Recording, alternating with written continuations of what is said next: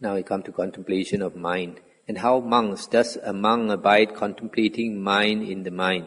Here a monk knows a lustful mind as lustful, a mind free from lust as free from lust, a hating mind as hating, mind free from hate as free from hate, a deluded mind as deluded, an undeluded mind as undeluded, a contracted mind as contracted, a distracted mind as distracted, a developed mind as developed, an undeveloped mind as undeveloped, a surpassed mind as surpassed, an unsurpassed mind as unsurpassed, a concentrated mind as concentrated, an unconcentrated mind as unconcentrated, a liberated mind as liberated, an unliberated mind as unliberated.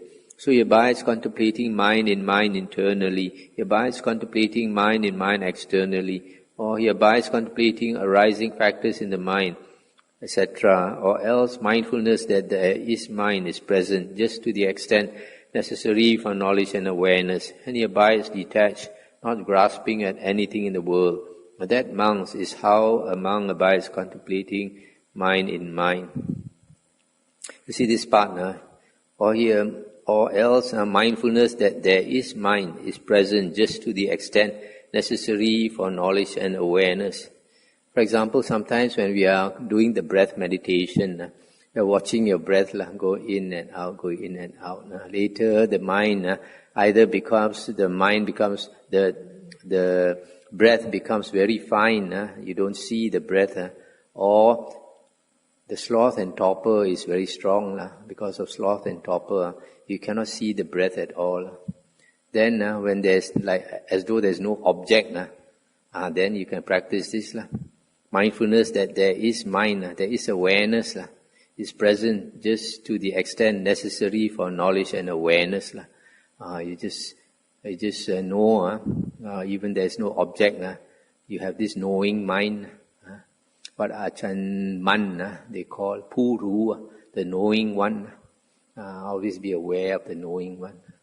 So, when there is no object at all, then you just contemplate that, the knowing. This knowing is always there, and this knowing we take to be the self. So this contemplation of the mind, the state of the mind, you try to be aware of the state of the mind. And not only that, sometimes thoughts also, because we have a lot of thoughts in our mind. So whatever thoughts arise in your mind, also you have to look at the thoughts. For example, look at the motive of your thoughts. Why do I think in a certain way? For example, say you have a certain hatred for somebody, like consider somebody as your enemy or something, and then you ask yourself, why I think in this way? Or you want something, then you ask yourself, why? So you always look at your motive, because when we contemplate our motive, then we understand ourselves better. And then when you understand yourself better, then you can see what is stronger in you. Is it the lust that is stronger? Or is it the hatred that is stronger? Or is it the the delusion that is strong? So when we understand ourselves, then only we can correct our faults. If you don't understand yourself, then you don't see your faults. How can you correct your faults? A lot of people never look inside. A lot of people, we always see other people's fault. And when we see other people's fault, we try to criticize people. But other people can see our faults. So if somebody tells you your fault, you should try to look whether it's true or not, instead of getting angry. A lot of people get angry because they never look inside. When you don't look inside, and somebody tells you your fault, you think you are perfect. You don't have that kind of fault, you see. So you don't accept it. And then you blow your top and all these things. But the Buddha says in the suttas that if you have a teacher who can point out your faults and correct you, that is the best teacher. You must stay with him the rest of your life. Because if somebody points out your faults, then only you can improve. If nobody points out your faults, then you can never improve. Because it's hard to see your own fault. So it's important always to look inwards. not look outwards, look inwards into our mind. Why we think in a certain way, why we react in a certain way, why we cannot accept something, why we get angry and all these things. Now we come to Dhamma. And how monks, does a monk abide contemplating Dhamma in Dhamma? This here, the translation in mind objects, sometimes they translate as phenomena, but the actual meaning is the Buddha's Dhamma. The contemplation of the Buddha's Dhamma is extremely important. In fact, of all these four objects, the contemplation of the Buddha's Dhamma should be the most important, because the Buddha says in the Anguttara Nikaya, there are 5 occasions when a person becomes liberated, when a person becomes an arahant. One, when he is listening to the sutta, that means the Buddha's Dhamma. Secondly, when he is teaching the Buddha's Dhamma or sutta. And then number 3, when he is reflecting on the Buddha's Dhamma. Number 4, when he is repeating the Buddha's Dhamma. As you repeat the Buddha's Dhamma, you understand and you bring it to recall it to mind. So these are the 4 occasions, and the 5th one is during meditation. So you see, to become liberated, 4 occasions have to do with understanding the Dhamma. So here, the Dhamma is the Buddha's Dhamma, and Buddha's Dhamma is the most important of all the 4 objects of Satipatthana. Okay, here a monk abides contemplating Dhamma in respect of the 5 hindrances. How does he do so? Here monks, if sensual desire is present in himself, a monk knows that it is present. If sensual desire is absent in himself, a monk knows that it is absent. And he knows how unarisen sensual desire comes to arise. And he knows how the abandonment of arisen sensual desire comes about. And he knows how the non-arising of the abandoned sensual desire in the future will come about.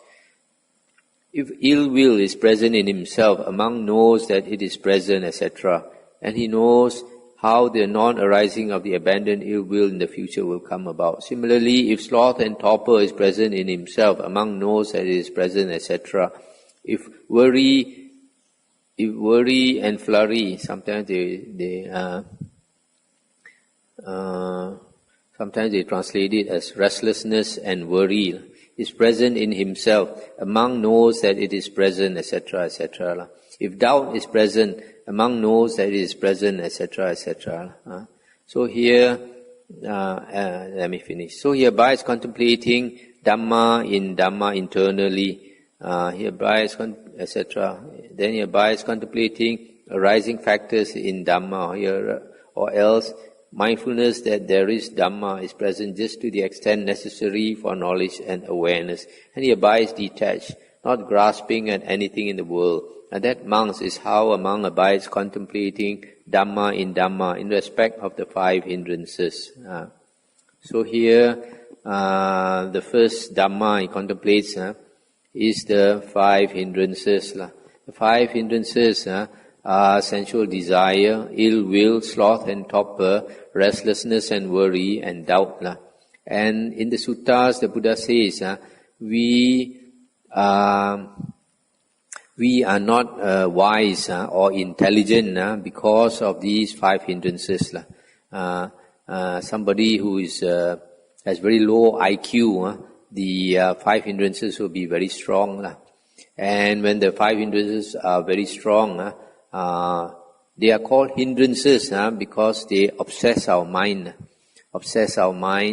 and they hinder us. That's why they are called hindrances. But if these 5 things are at a very low level, then and they don't hinder you, they don't obsess your mind, then they are not called hindrances. They are only called hindrances when they are strong and obsess your mind and hinder you. So this sensual desire, if it is very strong, you find the newspaper sometimes, an old man may rape the daughter or the granddaughter because he cannot control the sensual desire. And ill will, if it's very strong, sometimes I've seen the newspaper, a son arguing with the father, and then he lost his temper, he took the machete, the parang, and slash the father to death. This is ill will or anger is very strong. And if sloth and torpor is very strong, then that person is half asleep most of the time. Blur blur, as we say. And if restlessness and worry is strong, then a person cannot sit still. You see a lot of young people, they ask them to meditate or to stay quiet, they cannot. They always must go out of the house. If doubt is strong, then a person finds it hard to make a decision. Like some people, they want to, they have 3 or 4 or 5 or 6 boyfriends. Some girl they want to marry, they can't choose which one. Similarly, for a boy choosing a girl, or a person wants to choose a job, he's got a few jobs in hand, he doesn't know which one to decide. The doubt is very strong. So these 5 hindrances. So when he abides, when he contemplates the 5 hindrances, the Dhamma internally, I guess, probably refers to the 5 hindrances in himself. When he contemplates it externally, probably means the 5 hindrances in other people. Again, monks. A monk abides contemplating Dhamma in respect of the 5 aggregates of attachment or grasping. How does he do so? Here a monk thinks, such is form or body, such the arising of form, such the disappearance of form, such is feelings, such is the arising of feeling, such is the disappearance of feeling, such is perception, such the arising of perception, such the disappearance of perception.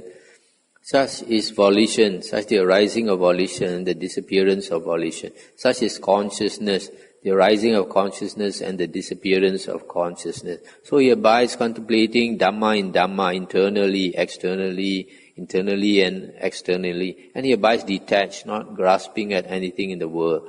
But that, monks, is how a monk abides contemplating Dhamma in respect of the 5 aggregates of attachment. Stop here for a moment. So here we are talking about Panchu Padana Kanda, the 5 aggregates of attachment. These 5 aggregates of attachment are also called body and mind. The first one is body. The other 4 comprises mind, feeling, perception, volition, and consciousness. So we take these 5 aggregates to be I or mind. Everybody takes these 5 aggregates to be I or mind. And because we take the 5 aggregates to be I or mind, we fight for survival, we fight for I and mine, all your possessions, all your relatives, etc.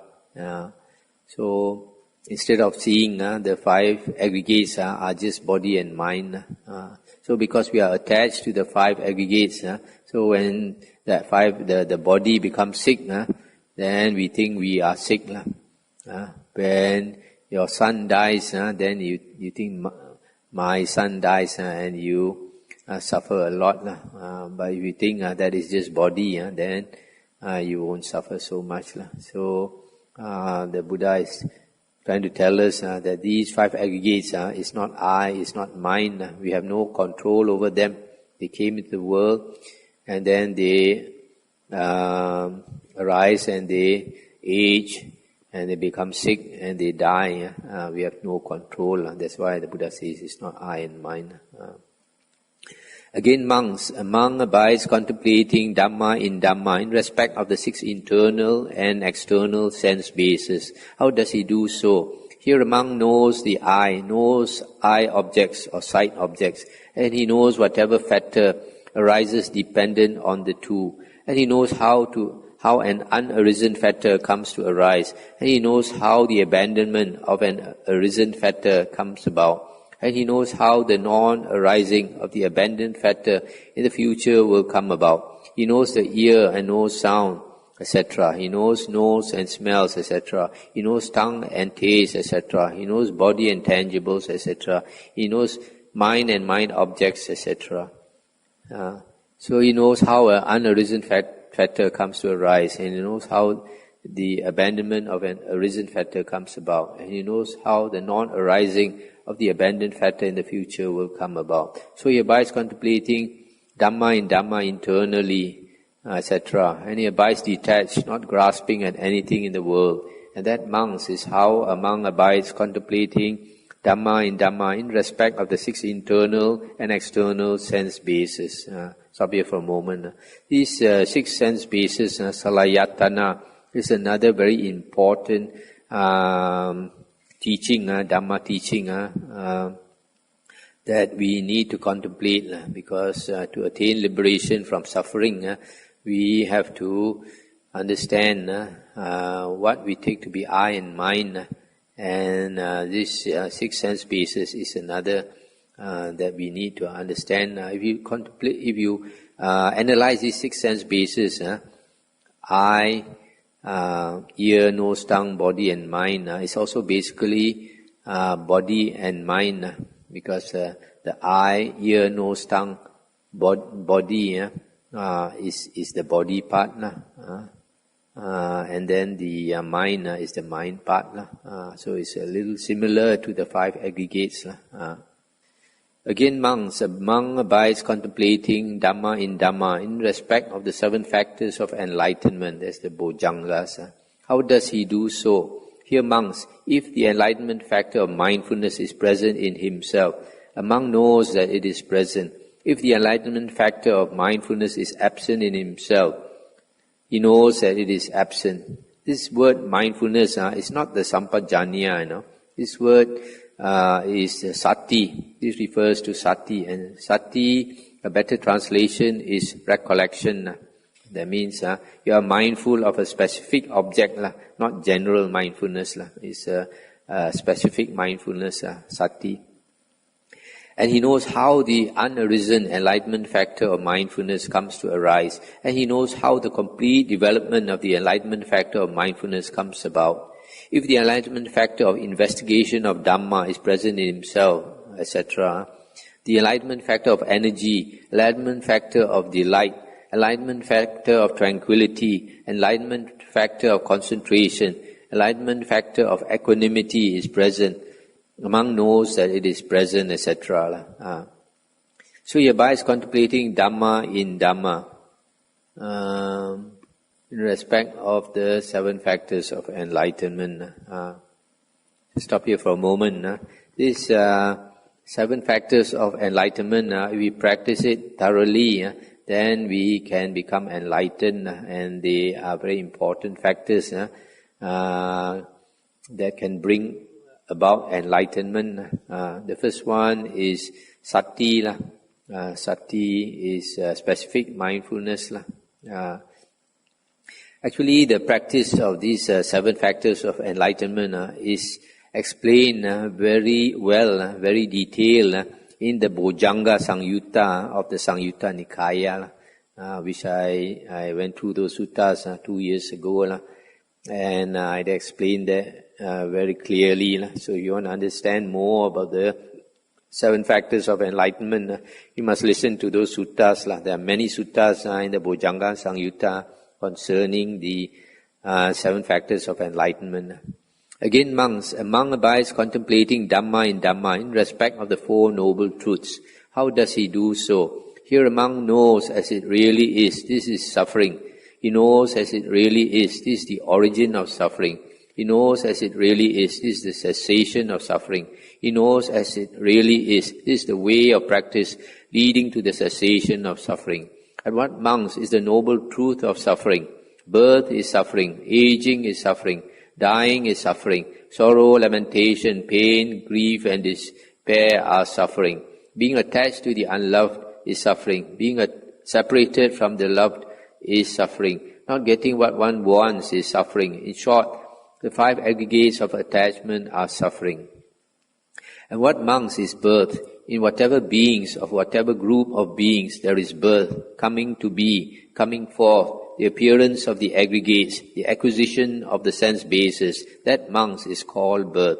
And what is aging? In whatever beings, of whatever group of beings, there is aging, decrepitude, broken teeth, grey hair, wrinkled skin, shrinking with age, decay of the sense faculties, that monks is called aging. And what is dying? In whatever beings, of whatever group of beings, there is a passing away, a removal, a cutting off, a disappearance, a death, a dying, an ending, a cutting off of the aggregates, a discarding of the body. That monks is called death or dying. And what is sorrow? Whenever by any kind of misfortune anyone is affected by something of a painful nature, sorrow, mourning, distress, inward grief, inward woe, that monks is called sorrow. And what is lamentation? Whenever by any kind of misfortune anyone is affected by something of a painful nature, and there is crying out, lamenting, making much noise for grief, making great lamentation, that monks is called lamentation. And what is pain? Whatever bodily painful feeling, bodily unpleasant feeling, painful or unpleasant feeling results from bodily contact, that monks is called pain. And what is sadness? Whatever mental painful feeling, mental unpleasant feeling, painful or unpleasant sensation resulting from mental contact, that monks is called sadness. And what is distress? Whenever by any kind of misfortune anyone is affected by something of a painful nature, distress, great distress, affliction with distress, with great distress, that monks is called distress. And what monks is being attached to the unloved. Here, whoever has unwanted, disliked, unpleasant sight, objects, sounds, smells, tastes, tangibles, or mind objects, or whoever encounters ill wishes, wishes of harm, of discomfort, of insecurity, with whom they have concourse, intercourse, connection, union, that monks is called being attached to the unloved. And what is being separated from the loved?